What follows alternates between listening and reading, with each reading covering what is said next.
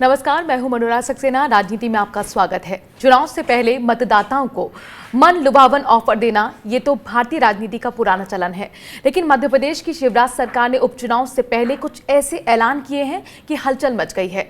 शिवराज सरकार के फैसले के मुताबिक अब मध्य प्रदेश की सभी सरकारी नौकरियां सिर्फ राज्य के लोगों को ही मिलेंगी। इसके लिए जल्द ही जरूरी कानूनी बदलाव पेश किए जाएंगे। शिवराज सरकार के इस फैसले के साथ ही सियासत गर्मा गई है। विपक्ष इसे चुनावी लॉलीपॉप करार दे रहा है और युवाओं को गुमराह करने का आरोप लगा रहा है। खैर, राजनीति में आरोप प्रत्यारोप तो आम बात है, लेकिन इस तरह के आरक्षण से जुड़े कानूनी वैधता के सवाल भी खड़े हो रहे हैं। मसलन, क्या इस तरह से कोई राज्य सरकार अपने राज्य के लोगों के लिए नौकरी आरक्षित कर सकती है? क्या ये संविधान की मूल भावना के खिलाफ नहीं है? और क्या शिवराज सरकार के इस फैसले के पीछे चुनावी फायदा लेने की कोशिश तो नहीं है?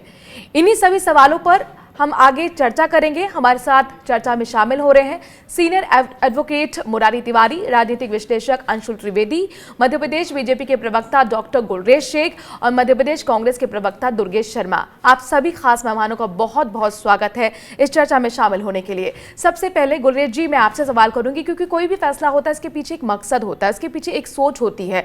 आप क्यों चाहते हैं कि राज्य में स्थानीय जो नौकरियां हैं उसमें स्थानीय लोगों को ही वरीयता मिले? 100% रिजर्वेशन के पीछे क्या सोच है आपकी? देखिए मैम, ये कोई एकदम से एकाएक लिया हुआ फैसला नहीं है। पहली बात, हमने पिछले 3 टर्म में अर्थात लगभग 15 वर्ष के कार्यकाल में इसके लिए प्लेटफॉर्म तैयार किया। प्लेटफॉर्म किस प्रकार से तैयार किया? 2000% से ज्यादा हमने इजाफा किया है सड़कों के जाल में। वहीं जैसे मेडिकल कॉलेज, डेंटल कॉलेज जो कि 6 हुआ करते थे, उसका संख्या हम 36 लेकर आए। कृषि के रकबे में 225% से अधिक की वृद्धि की। अब इसके पीछे मूल लक्ष्य क्या था? देखिए, आप ये मान के चलिए, पहली बात तो दर्शकों को भी जानना चाहिए कि 3 तरह की इकोनॉमीज होती हैं भारत में: प्राइमरी, सेकेंडरी और टर्शरी इकोनॉमी। प्राइमरी इकोनॉमी में आता है हमारी एग्रीकल्चर इंडस्ट्री, सेकेंडरी आती है मैन्युफैक्चरिंग और टर्शरी में आती है सर्विस इंडस्ट्री। अब मध्य प्रदेश की जो जियोग्राफिकल लोकेशन है वो भारत के मध्य में आता है, इसलिए मध्य प्रदेश कहते हैं। और एक लैंड लॉक्ड स्टेट है जिसके कहीं भी किसी सी पोर्ट से मिलान नहीं होता। हमारे पास कोई सी पोर्ट नहीं है, इसलिए मैन्युफैक्चरिंग इंडस्ट्री जिसको कहते हैं सेकेंडरी इंडस्ट्री, वह मेनली ज्यादातर ऐसे प्रांत में होती है जिसका सी से कांटेक्ट हो। उदाहरण के तौर पर गुजरात हुआ, तमिलनाडु हुआ, महाराष्ट्र हुआ, पहले पश्चिम बंगाल भी हुआ करता था, तो वहां पर जाती है, यहां नहीं आती। अब हमारे पास 2 ही चीजें बचती है। एक तो प्राइमरी में एग्रीकल्चर, जिसमें मैंने आपको बताया पहले हमने सबसे पहला ध्यान दिया एग्रीकल्चर की ग्रोथ पर। यही कारण था कि 3 बार देश का कृषि कर्मठ अवार्ड मिला, जिसमें से कि 2 बार मध्य प्रदेश को खुद मनमोहन सिंह जी ने दिया। और अभी भी पंजाब से ज्यादा, पंजाब नंबर 1 हुआ करता था गेहूं की खरीदी में पूरे मुल्क में, अब नंबर 1 मध्य प्रदेश है। तो हमने उस इंडस्ट्री को संभाला और उसको प्रोत्साहित किया। अब बचती है tertiary industry economic point of view से, जो कि सर्विस सेक्टर है। सर्विस सेक्टर के लिए जो भी इंफ्रास्ट्रक्चर की आवश्यकता थी वह हमने पिछले 3 कार्यकाल में डेवलप कर दिया। अब हमारे ठीक है, आप कह रहे हैं कि बेसिक इंफ्रास्ट्रक्चर तैयार हो रहा है। सर, मुझे ये बताइए, ये जो आप दलीलें दे रहे हैं, फिर तो आप राज ठाकरे की सोच से भी इत्तेफाक रखते होंगे। वो कहते हैं यूपी और बिहार के लोग वापस जाएं अपने अपने राज्यों में, यहाँ तो सिर्फ मराठियों को वरीयता मिलेगी, उन्हीं को नौकरी मिलेगी।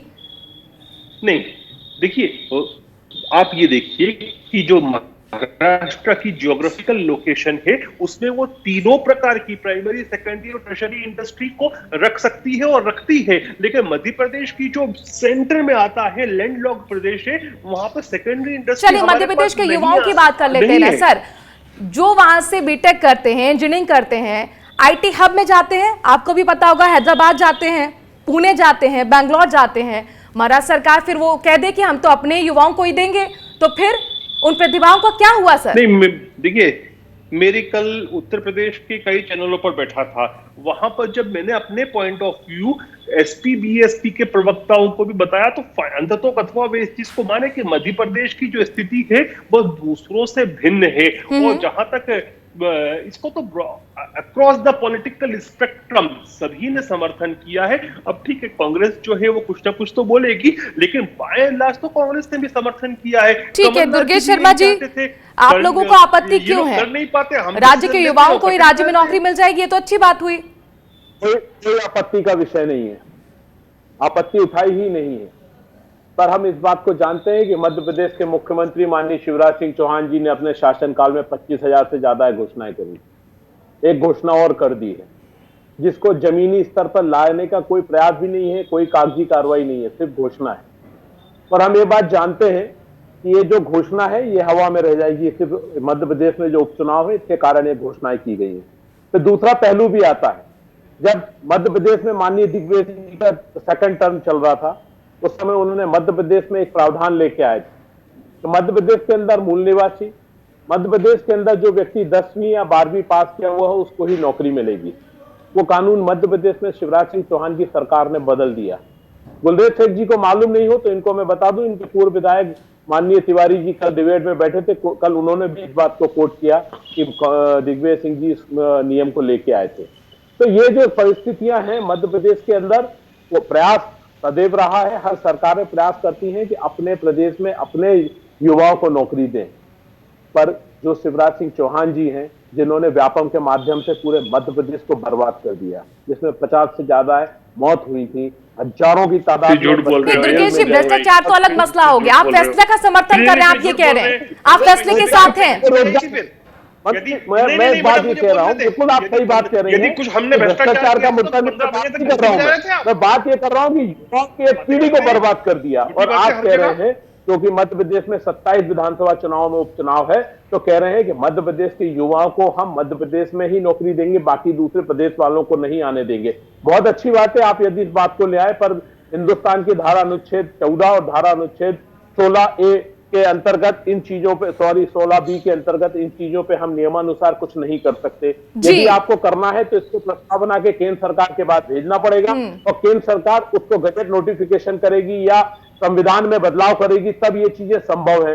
पर यदि ये एक प्रांत में संभव होगा तो पूरे देश में हर प्रांत में ये कानून लागू हो जाएगा, तो हर जगह लोगों को रोकथाम लग जाएगी। जो आपने बोला वो बिल्कुल सही है। ठीक है, ठीक है, यानी कुल मिलाकर अब यहाँ पर संवैधानिक मसला जो है वो बड़ा हो जाता है और इसी को समझने की कोशिश हम करते हैं। इसके लीगली एस्पेक्ट्स को समझाने के लिए वरिष्ठ वकील हमारे साथ मुरारी तिवारी जी जुड़ गए हैं। मुरारी जी, ये बताइए, जिस तरह से विपक्ष भी कह रहा है कि हम तो फैसले का स्वागत कर रहे हैं, लेकिन कोर्ट में जाकर क्या ये फैसला औंधे मुंह गिर जाएगा? मेरा आपसे सवाल है, संवैधानिक रूप से या कानूनी रूप से क्या ये कसौटी पर उतर पाएगा फैसला? देखिए, हम सबको पता है कि हमारी कंट्री का जो स्ट्रक्चर है एक फेडरल स्ट्रक्चर है। फेडरल स्ट्रक्चर का मतलब ही यही था कि सेंटर और स्टेट में दोनों पावर बटी हुई थी और हर एक स्टेट्स को अपने स्टेट को चलाने के लिए बहुत सारी पावर दी हुई है। लेकिन इस तरह का 100% आप रिस्ट्रिक्शन लगा देंगे कि किसी और स्टेट का आदमी आपके स्टेट में नहीं आकर के काम करेगा, ये कॉन्स्टिट्यूशनली वैलिड नहीं होगा। उसका रीज़न है कि वो फिर ये फेडरल स्ट्रक्चर का तो कोई मतलब ही नहीं है। हर एक इंडिपेंडेंट स्टेट अपने अपने एक तरीके से किंगशिप वाली सिचुएशन में आ जाएगा और एक दूसरे को किसी से कोई लेना देना नहीं होगा। आर्टिकल 16 हमारे कॉन्स्टिट्यूशन में जो बेसिक फंडामेंटल है हमारे कॉन्स्टिट्यूशन का, जिसको कहते हैं ना बेसिक स्ट्रक्चर है कॉन्स्टिट्यूशन का, वो खुद ही उसमें आर्टिकल 16 में अगर आप देखेंगे तो उसमें लिखा हुआ है कि equal opportunity to citizen of India more particularly for employment. वो आर्टिकल 16 इस केवल एम्प्लॉयमेंट के बारे में ही बात करता है कि हर एक स्टेट में हर सिटीजन को इक्वल अपॉर्चुनिटी मिलेगी काम करने के लिए। तो फिर एक तरफ हम कॉन्स्टिट्यूशन या तो इग्नोर कर दें, कॉन्स्टिट्यूशन की ज़रूरत नहीं है, एक तरफ हम कहते हैं कि बेसिक स्ट्रक्चर अपने कॉन्स्टिट्यूशन का हम बदल नहीं सकते, दूसरी तरफ आप ऐसे ऐसे कानून इंट्रोड्यूस करेंगे जो सीधा डायरेक्टली बेसिक स्ट्रक्चर को हिट करता है। तो फंडामेंटल राइट्स, जैसा कि आपको मालूम है, हर सिटीजन को मालूम है कि फंडामेंटल राइट हमारे कॉन्स्टिट्यूशन का बेसिक स्ट्रक्चर है और उसको किसी भी सिचुएशन में इवन इमरजेंसी तक में कहा गया है कि कुछ फंडामेंटल राइट्स हम बदल नहीं सकते, हटा नहीं सकते, उसको सस्पेंड नहीं कर सकते और कोर्ट में जाकर ये फैसला टिक नहीं पाएगा, मैं ये समझूं? ये आप बिल्कुल ठीक कह रही हैं और बहुत एडवाइजेबल भी नहीं है। हम पॉलिटिकल अपने माइलेज के चक्कर में इस तरह के स्टेटमेंट दे करके आपस का जो सौहार्द है, जो सिटीजन्स का एक दूसरे के लिए प्रेम है, एक दूसरे स्टेट्स के लिए प्रेम है, ये तो सीधे सीधे एक तरीके से इसमें लोगों अंशुल जी, मैं अब आपको लेकर आना चाहूंगी। वहां प्रदेश स्तर पर जिस तरह से सियासत गरमाई है वो समझने की कोशिश करूंगी, क्योंकि कई राज्यों ने भी ऐसी कोशिश की है, मेरे पास डेटा भी है, और सिक्किम में भी ऐसा हुआ था 2018 में कि वहां पर स्थानीय नौकरियों में 90% आरक्षण देने की योजना बनाई गई थी, लेकिन राष्ट्रपति ने इसे कानून को इसको खारिज कर दिया था। और इसके साथ ही ऐसा झारखंड में भी हुआ था, 13 जिलों में स्थानीय लोगों के लिए 100% आरक्षण की घोषणा की गई थी। हाईकोर्ट ने 100% आरक्षण को असंवैधानिक मानते हुए रोक लगा दी थी ऐसे फैसले पर। अब मैं आपसे ये समझना चाह रही हूँ, जब देश में कहीं भी, मेरी जानकारी तो यही कहती है, किसी भी राज्य में 100% आरक्षण तो नहीं है नौकरियों में, तो कोर्ट में जाकर जब ऐसे फैसले नहीं टिक पाते हैं, तो फिर शिवराज सरकार ने ऐसा फैसला क्यों लिया, इस तरीके का ऐलान क्यों है? जाहिर सी बात है कि इसके पीछे उनके राजनीतिक कैलकुलेशन है, और इसमें सबसे बड़ी जो बात है वो ये है कि शिवराज सिंह चौहान जी की जो ये सरकार बनी है वो कोई पॉपुलर मैंडेट से नहीं आई है। पॉपुलर मैंडेट कमलनाथ के पास था, कांग्रेस के पास था, और ये जोड़ तोड़ करके धनबल पे हॉर्स ट्रेडिंग करके सरकार बनाई गई। अब जब चुनाव करीब आ रहा है और कोई पॉपुलर मैंडेट उनके पास है नहीं, तो वो इस तरीके से एक पॉपुलिस्ट मेजर छोड़ के एक लोक लुभावन जो फैसला है वो देके जनता के बीच में जाना चाहते हैं। ये सारे कॉन्स्टिट्यूशनल एक्सपर्ट्स को मालूम है कि ये जो फैसला है वो अदालत में टिकेगा नहीं। एक तरीके से आप देखिए ये कितना बीजेपी के अगेंस्ट, आइडियोलॉजी के अगेंस्ट जाता है, जहां वो कहते हैं कि कश्मीर को हमें जोड़ना है, हमें आर्टिकल 370 हटाना है ताकि हमारा निवेश वहां तक जा सके, हमारे और उनके युवाओं का इंटरेक्शन बढ़ सके। और मध्य प्रदेश में एक तरीके से ये 100% का बात करना आर्थिक 370 लगाने जैसा होगा मध्य प्रदेश में। तो एक तरफ तो आप 370 का विरोध करते हैं और एक आर्थिक 370 यहाँ पे लगाते हैं। वो इसलिए है क्योंकि सरकार जोड़ तोड़ करके और पैसे के बल पे बनाई गई है, पॉपुलर मैंडेट पे नहीं बनाई गई है। जैसे पहले कहा गया कि मध्य प्रदेश में ही क्यों, सिक्किम और झारखंड भी लैंडलॉक स्टेट्स हैं, उनके यहाँ भी आर्थिक परेशानियां हैं, लेकिन सर्वोच्च न्यायालय में ये जो फैसले लिए गए थे वहां टिक नहीं पाए जी। दिग्विजय सिंह जी के कार्यकाल में 10वीं और 12वीं का डोमिसाइल होना, वहां से 10वीं और 12वीं मध्य प्रदेश से करना जरूरी था जी। ये हटाया गया, किन कारणों से हटाया गया, नहीं हटाया गया वो मुद्दा है, लेकिन अभी इस वक्त 2-3 चीजें इससे साफ हो जाती हैं शिवराज सिंह जी के फैसले से। एक कि भारत में एक भयंकर आर्थिक मंदी चल रही है, पिछले 6 साल से केंद्र में नरेंद्र मोदी जी की सरकार है और 15 वर्ष से सत्ता में राज्य में शिवराज सिंह चौहान है, बीजेपी का रहा है। लेकिन आज जब आपको ये एक ड्रास्टिक फैसला करना पड़ रहा है कि 100% आरक्षण आपको यहाँ पे देना पड़ेगा, इसका ये मतलब है कि आर्थिक तंगी है, आर्थिक डिजास्टर है, ये आप एक्सेप्ट कर रहे हैं। और दूसरी बात ये है कि सरकारी नौकरियों का दर ही घट रहा है।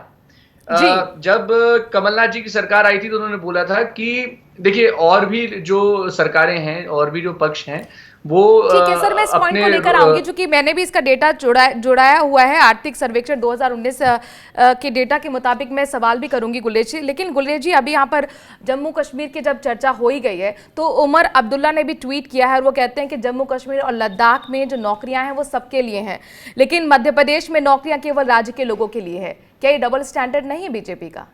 नहीं, बिल्कुल भी नहीं है।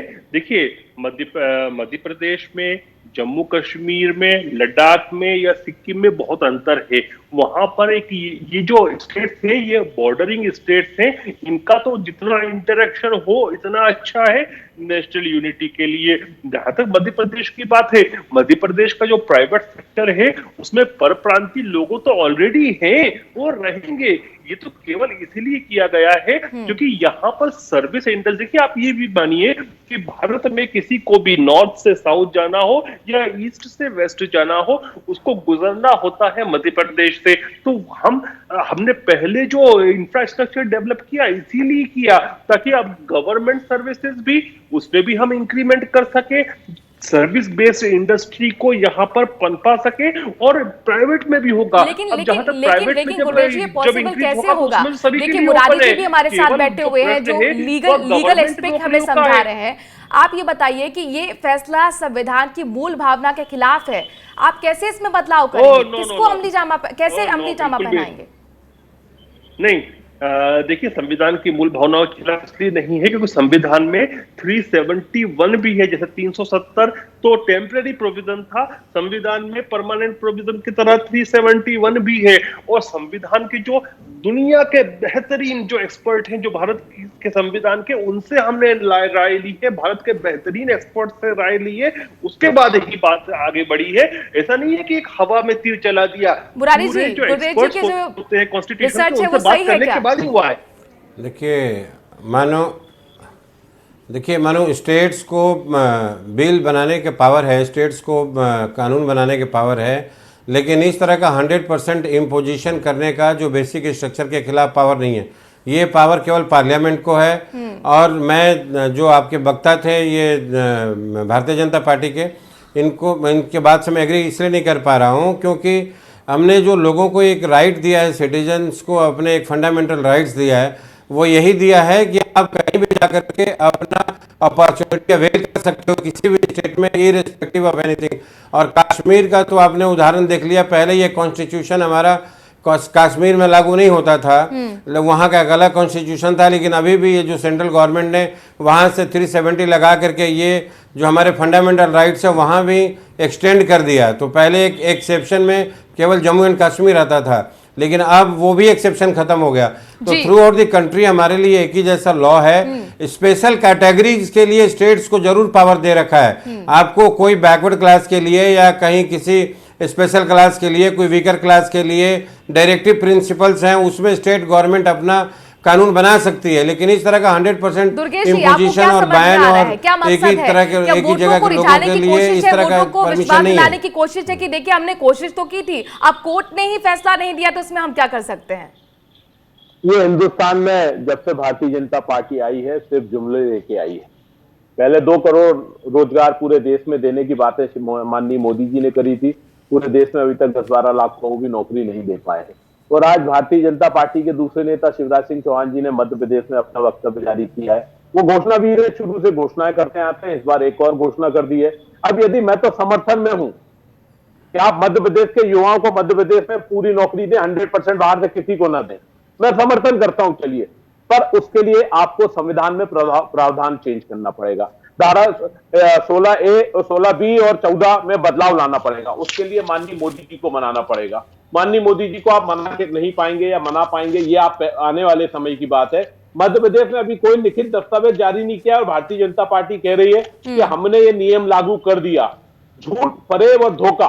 जो सरकार मध्य प्रदेश में से नौकरियां छीन रही हो, जिसने हजारों की तादाद में मध्य प्रदेश में स्कूल बंद करने का प्लान करके स्कूल बंद करना शुरू कर दिया हो, उसमें लाखों लोग नौकरी से बाहर हो रहे हो, जो सरकार मध्य प्रदेश में वर्तमान में शासकीय कर्मचारियों नौकरियों को लेकर स्थिति क्या है मौजूदा वक्त में, ये बहुत जरूरी है समझना। चूंकि अब नौकरियों की बात चल चुकी है और बेरोजगारी कार्ड एक ऐसा कार्ड होता है जो हर सरकार चुनावों के दौरान लेकर आती है। चूंकि उपचुनाव भी होने वाले हैं मध्य प्रदेश में और इसीलिए इस तरीके के फैसले पर सवाल उठ रहे हैं। एक छोटे से ब्रेक के लिए रुक रहे हैं और इसके बाद आपको बताएंगे कि असल में नौकरियों की स्थिति मध्य प्रदेश में क्या है।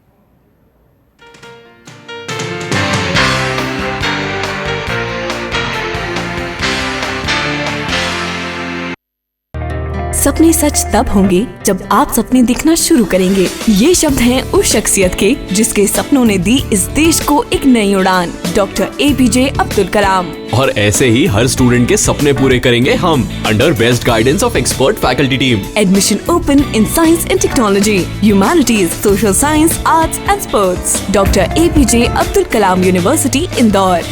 For the details, contact 1800-300-26072.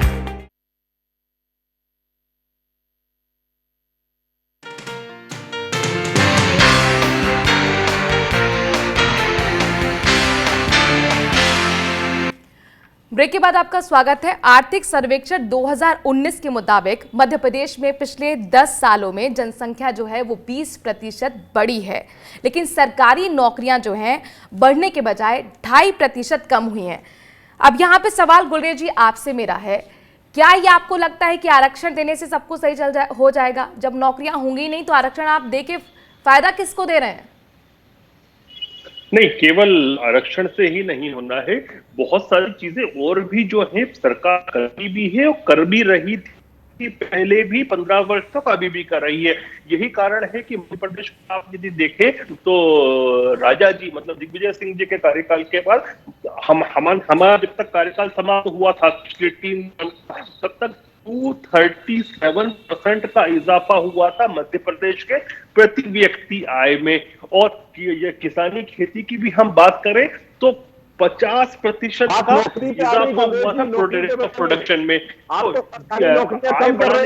बहुत सारे जो साधन होते हैं हम उसी पर काम कर रहे हैं। आप ये देखिए कि 20 लाख दुर्गेश जी आपको मौका दिया जाएगा, दुर्गेश जी आपको मौका दिया जाएगा। पहले गुलरेज जी अपनी बात रख ले, एक एक करके अपनी बात रखिए तो बेहतर तरीके से दर्शकों को भी समझ में आएगा। सीधा देखिए, डॉक्यूमेंटेड एविडेंस यह है कि जो हम काम किए हैं मध्य प्रदेश को स्वर्णिम मध्य प्रदेश बनाए हैं। माननीय दिग्विजय सिंह जी के समय उनका जो आखिरी बजट था लगभग 20,000 करोड़ का था और हमारा पिछला जो आखिरी बजट था वो हम उसको 2 लाख करोड़ पर लेके गए थे। तो आप बताइए कितना प्रतिशत? सर ठीक है, आप देखिए अपनी उपलब्धि बताएंगे, ये आपका अधिकार है, लेकिन देखिए जमीनी स्तर पर क्या काम हुआ है ये हम रखेंगे आपके सामने। सुनिए ना सर, आप लोगों ने जब से फैसला लिया है, शाम से कल से लगातार ये चर्चा हो रही है। आऊंगी जी अंशुल जी आपके पास। यहां पर युवा कह रहे हैं कि भाई हम तो यहीं के स्थानीय हैं, हमें क्यों अभी तक नौकरी पे नहीं रखा गया? 2017 में पटवारी परीक्षा हुई थी, वो पास कर चुके हैं युवा, उनकी नियुक्ति अभी तक नहीं हुई है। अतिथि विद्वान कह रहे हैं कि हम तो प्रदर्शन करते ही रह गए लेकिन सरकार ने नहीं सुनी। अब बताइए कि ये लोग स्थानीय नहीं है?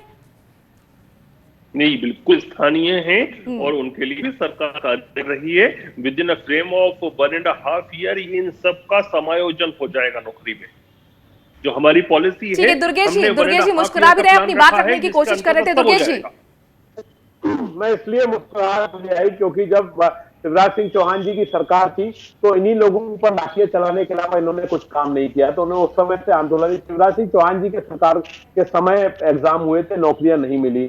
जिस तरह की बातें अभी कर रहे हैं, मांग करी थी कि जो हमारी नौकरी की भर्ती है हम 1 साल दे दी जाए। उन्होंने बच्चियों को जेल में डलवा दिया था और जेल में डालने से पहले उनके भ्रूण परीक्षण, उनका साथ में इस तरीके के अमानवीय कार्य हुए थे जिसके लिए आंदोलन मध्य प्रदेश में बच्चियों ने किया था, उनके परिवार ने किया। मत करो यार, भाई आप जानते नहीं है उसके अंदर आप पर हमने तो जब मध्य प्रदेश में कमलनाथ जी की सरकार आई थी, 15 महीने की सरकार ने नियम बनाया था कि मध्य प्रदेश के अंदर जो प्राइवेट सेक्टर है उन सेक्टरों में भी 70% से 75% तक मध्य प्रदेश के युवाओं को नौकरी मिलेगी। मैं इनसे गुलरेज सिंह जी से पूछना चाहूंगा, शिवराज सिंह चौहान जी ने अपने शासनकाल में एक अकेली फैक्ट्री लगवाई थी बुधनी क्षेत्र में, जो उनके विधानसभा क्षेत्र में, उसके अंदर लगभग 60% जो है बाहर के लोगों को नौकरी दी गई है, बुधनी क्षेत्र के लोगों को वहां पर नौकरी नहीं है। तो जो ठीक है, कमलनाथ सरकार ने किया था 70% का, हरियाणा सरकार ने भी अभी हाल ही में किया है। नहीं मैडम, अनुराग जी मनराज जी, थोड़ा सा मुझे इनसे पूछ लेने दीजिए ये बात। सर जल्दी से अपनी बात रखिए, मुझे अंशुल जी के पास जाना है। उसमें बहुत सारे बाहर के लोग हैं, मध्य प्रदेश के ही लोग हैं, लेकिन दूसरे जिलों के। आपका छिंदवाड़ा समझते हैं कि छिंदवाड़ा मॉडल कि जो कुछ भी होगा मुख्यमंत्री छिंदवाड़ा। अरे सर 70% रखिए, 80% रखिए, लेकिन 100% क्या ये टिक पाएगा? बड़ा सवाल है। क्या ये चुनावी रेवड़ी तक साबित हो पाएगा? क्योंकि यहाँ पर आपने मैसेज तो दे दिया अपने वोटर को, देखिए आप हम पे विश्वास कीजिए, हम आपको नौकरी दे रहे हैं, लेकिन उसके बाद जब कोर्ट में गया फैसला तो औंधे मुंह गिर गया। तो हाथ किसके क्या लगा? धोखा हो गया ना फिर ये तो वोटर के साथ। अंशुल जी अपनी जल्दी से बात रखिए, मुरारी जी के पास मुझे जाना है। सबसे पहली बात तो ये कि जो 2 लाख करोड़ का बजट बढ़ा जी, उसमें बीजेपी या किसी एक मुख्यमंत्री की उसमें उपलब्धि नहीं थी। मनमोहन सिंह जी की सरकार के समय ये फैसला हुआ कि जो केंद्र के फंड हैं वो 27 से बढ़ के 40% तक स्टेट्स को जाएंगे। उसके चलते जो बजट था वो राज्यों का बढ़ा। तो ये एक जो मिस रिप्रेजेंटेशन था, मैं उसको ठीक करना चाहता हूं। और जो हमारी इकोनॉमी थी वो भी 10% से 2004 से 14 के बीच में बढ़ी। उसके चलते हमारे पास पैसा ज्यादा आया। इसमें शिवराज सिंह चौहान और बीजेपी का कोई लेना देना नहीं था, मध्य प्रदेश का कोई लेना देना नहीं था। नंबर 2। नंबर 3, आज राष्ट्रीय स्तर पे हालात क्या है? तो आपकी आवाज दर्शकों तक नहीं जाएगी। 10-11% का ऐतिहासिक इजाफा किया था मोदी जी ने। कहा किया था? सारी वो बदल दी थी। बड़े चैनल पे झूठ आज जुलाई के महीने में 5 मिलियन, जुलाई के महीने में 5 मिलियन सैलरी सैलरीज नहीं है। सुनिए सैलरी नौकरियां 5 मिलियन गई है जुलाई के महीने में, और आप बोल रहे हैं कि 10% ग्रोथ हुआ है। 90 रुपए प्रति लीटर पेट्रोल मिल रहा है। भी मिल जाएंगे सर, लेकिन यहाँ पर मुद्दा यह है कि जो आपने फैसला लिया है, क्या वो संवैधानिक रूप से ठीक है? कानून की कसौटी पर टिक पाएगा? बड़ा मुद्दा तो यही है ना। ठीक है मुरारी जी, अब मैं आपको लेकर आना चाहूंगी। हमने तो यही सुना है और यही समझा है अब तक कि संविधान की मूल भावना यही कहती है। अंशु जी, मैं आपके पास आऊंगी। मुरारी जी से मेरा सवाल है कि संविधान की मूल भावना यही कहती है कि देश का नागरिक कहीं भी जाकर नौकरी कर सकता है, तो फिर ऐसे में इस फैसले का भविष्य आपको क्या दिख रहा है? मनु, इस तरह के मैटर्स बार बार कोर्ट में आते रहते हैं। अभी एक Shahrukh Rana versus state of Maharashtra का केस था, जिसमें शाहरुख राणा को एक महाराष्ट्र की ट्रेड यूनियन ने इस बात के लिए मेंबरशिप लेने से मना कर दी। तो महाराष्ट्र में 5 साल से रही नहीं थी। सुप्रीम कोर्ट ने महाराष्ट्र गवर्नमेंट के खिलाफ ऑर्डर पास किया। अभी ये हो सकता है कि पॉलिटिकल गिमिक्स हो इनका, लेकिन 100% इस तरह से जो ये रिजर्वेशन करना चाहते हैं, कानून में कोई प्रावधान नहीं है और इस तरह की जो व्यवस्था हो नहीं सकती। हो सकता है पॉलिटिकल रीजंस हो, गवर्नमेंट है अपने जैसे मर्जी अनाउंसमेंट कर दें, लेकिन कानूनन तौर पर ये बेसिक स्ट्रक्चर के खिलाफ है। ये जो फंडामेंटल हमारे कॉन्स्टिट्यूशंस के हैं, इसे चरमरा जाएंगे और ये हमारे फेडरल सिस्टम के लिए बिल्कुल ठीक नहीं है। गुलरेज जी, कौन से कानून की बात कर रहे हैं? तो कानून के एक्सपर्ट कह रहे हैं कि सीधे सीधे असंवैधानिक है और कानून के खिलाफ भी है। नहीं, पार्टी के जो विधि विद्वान हैं उनसे चर्चा करने के बाद, सरकार के जो विधि विद्वान हैं उनसे चर्चा करने के बाद ही किया है। कॉन्स्टिट्यूशनल एक्सपर्ट्स की भी राय ली है। ठीक है सर, ऐसे बहुत सारे एग्जांपल है ना सर। झारखंड का एग्जांपल मैंने दिया, सिक्किम का एग्जांपल दिया। 2019 में भी सर यूपी गवर्नमेंट ने कोशिश की थी कि यूपी की महिलाओं को प्रेफरेंस दे, लेकिन कोर्ट ने उसको खारिज कर दिया। 2002 में भी सुप्रीम कोर्ट में स्टेट सिलेक्शन कमीशन में जिले के कैंडिडेट को प्राथमिकता देने की बात कही गई थी, उसको भी खारिज कर दिया। ऐसे बहुत सारे एग्जाम्पल है, इसीलिए बहुत सारे सवाल है यहाँ पर। ठीक है, ध्यान रखा है। दुर्गेश जी, क्लोजिंग कमेंट आपका संक्षेप में। बिल्कुल, ये गुलरेज जी कह रहे हैं सारे प्रावधानों को ध्यान में रखा गया है, पर कागज पे अभी तक कुछ नहीं लाए हैं। केवल और केवल एक चैनल पे आके या सभा में या इस तरीके से निर्णय लिया है। अभी तक कैबिनेट में प्रस्ताव नहीं आया है, अभी सदन में कोई प्रस्ताव नहीं आया है। शिवराज सिंह चौहान जी ने चुनाव को देखते हुए एक घोषणा करी है। हम ये कहते हैं कि घोषणा को अमली जामा पहनाएं। चलिए, आप सभी मेहमानों को बहुत बहुत शुक्रिया। वैसे दिग्विजय सिंह ने सबसे पहले ये मांग रखी थी कुछ दिन पहले ही, और उसको एक कैश करने की कोशिश मध्य प्रदेश सरकार की रही है। लेकिन चाहे विपक्ष कहे कुछ या पक्ष कहे कि हाँ ठीक है, हम 100% आरक्षण की बात करते हैं और हम आगे करके आएंगे, लेकिन सवाल यही है कि क्या ये कोर्ट में जाकर फैसला टिक पाएगा या नहीं। राजनीति में आज के लिए इतना ही। वक्त छोड़े से ब्रेक का है, खबरों का सिलसिला जारी है स्वराज एक्सप्रेस पर।